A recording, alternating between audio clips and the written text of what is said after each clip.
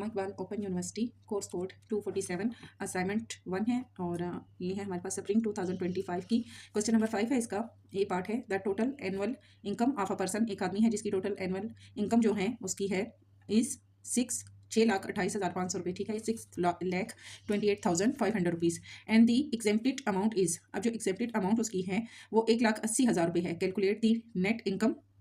अब इसमें कैलकुलेट हमने करनी है नेट इनकम टैक्स पे able at the rate of 3.5 50%। अब इसमें हमने मजीद ये वाली एक अमाउंट है 1,80,000, मजीद उसमें इनकम टैक्स की जो अमाउंट है वो 3.50% जो है वो भी हमने इसमें ऐड करनी है। If the next dedicated at source is 15,000। अब अगर उसमें से मजीद वो डेडिकेट करता है किसी भी ज़राए को 15,000 रुपये, तो ये सारा हमने इसमें डाल के देखना है कि उसके पास जो उसकी अपनी एनुअल अमाउंट है या इनकम है उसमें से उसको कितना बचेगा। ठीक है, तो इसकी हम जब स्टेटमेंट बनाएंगे सबसे पहले हम इसका लिखेंगे टोटल एनुअल इनकम जो है वो है उसकी 6,28,500 रुपये।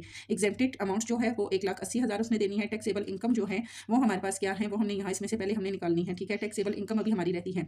एग्जेम्प्टेड अमाउंट को पहले हम इसमें से माइनस करेंगे 6,28,500 में से 1,80,000 को अगर हम माइनस करें तो हमारे पास आएगा 4.48.500। ठीक है, ये अमाउंट हमारे पास रिमेनिंग रहेगी, यानी कि 4 लाख हमारे पास आएगी 4,48,500 रुपये। अब जो एग्जेम्प्टेड अमाउंट हमने इसमें से निकाली है तो रिमेनिंग हमारे पास ये अमाउंट आ जाएगी। इनकम टैक्स पेएबल, अब इसके बाद हमने इनकम टैक्स भी पेएबल करना है जो कि हमारे पास है 3.50% के हिसाब से। यहाँ पर चूंकि ये परसेंटेज है तो इसको हम फिर परसेंटेज के हिसाब से जब निकालेंगे तो हम लिखेंगे 35/% का लगेगा 100 मल्टीप्लाई हमारे पास जो टोटल अमाउंट पीछे कितनी बची है जो हमने एग्जेम्प्टेड अमाउंट इसमें से माइनस की तो हमारे पास बची 4,48,500 रुपये।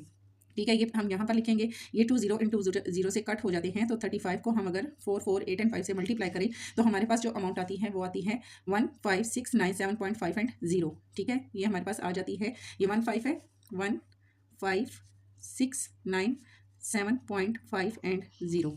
ये अमाउंट हमारे पास रिमेनिंग आएगी इसको माइनस करने के बाद, सॉरी मल्टीप्लाई करने के बाद। तो फिर हमने देखना है इसमें टैक्स डेडिकेटेड एट सोर्सेज। अब जो टैक्स डेडिकेटेड वो कर रहा है, ठीक है, उसमें वो 15,000 मजीद वो दे रहा है, तो यहाँ पर नेट इनकम टैक्स पेएबल वो कितना करेगा। अगर हमारे पास बचता है 15,697.50, इसमें से हम माइनस करते हैं 15,000 तो रिमेनिंग अमाउंट जो हमारे पास आ जाएगी वो आएगी 697.5 एंड 0, यानी कि ये वो अमाउंट है जो उसको पे मिलने के बाद और टैक्स वगैरह देने के बाद जो उसके पास बकाया बचेगी वो अमाउंट ये हमारे पास आ जाएगी।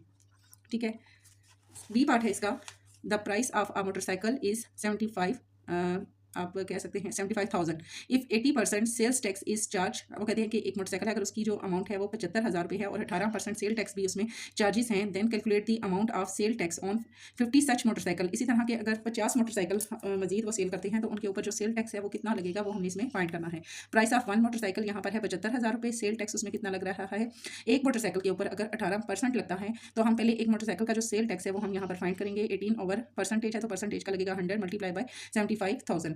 अब ये 2 0 इंटू 0 से कट हो जाएंगे तो 750 बचेगा। 18 को 750 से मल्टीप्लाई करें तो आएगा 13,500 रुपये। ठीक है, एक मोटरसाइकिल के ऊपर ये कितना आया 13,500 रुपये। सेल टैक्स ऑन 50 मोटरसाइकिल, एक के ऊपर तो 75,000 रुपये अगर उसकी टोटल उसकी जो प्राइस है वो है और उस पर जो सेल टैक्स है वो 13,500 है, तो हमने क्या फाइंड करना था कि 50 जो मोटरसाइकिल हैं उनके ऊपर हमने सेल टैक्स फाइंड करना है। तो हम 50 को मल्टीप्लाई करेंगे 13,500 से तो हमारे पास जो टोटल आएगा वो आएगा 675 एंड 000, 6,75,000 रुपये हमारे पास ये आ जाएगा। 50 मोटरसाइकिल के ऊपर जो सेल टैक्स है उसकी टोटल अमाउंट यहाँ हमारे पास आ जाएगी।